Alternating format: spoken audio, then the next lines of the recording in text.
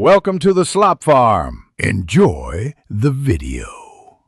In this video, I will explain how to make faux shrimp. First, gather all your fresh ingredients, including raw shrimp, rice noodles, and essential aromatics like ginger and star anise.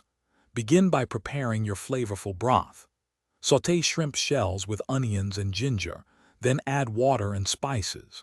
Let this simmer for at least 30 minutes to extract all the delicious flavors, creating a rich base for your pho. Next, let's prepare the rice noodles. Soak them in warm water for about 15 to 20 minutes until they are pliable but still firm. Drain them thoroughly and set aside. Now, peel and deveined your fresh shrimp. You can leave the tails on for presentation if you like.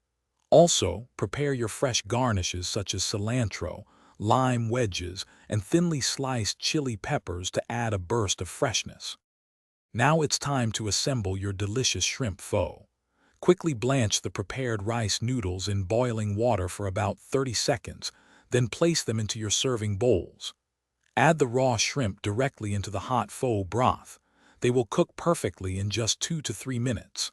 Finally, ladle the aromatic hot broth over the noodles and shrimp, ensuring everything is submerged and warm. To finish, garnish your beautiful bowl of pho with fresh cilantro, basil, a squeeze of lime, and a few slices of chili for a little kick.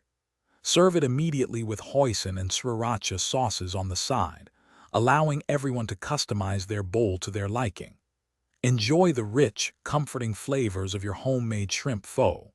For more great recipes and stories, check the description for a link to the new Kindle Paperwhite and other deals.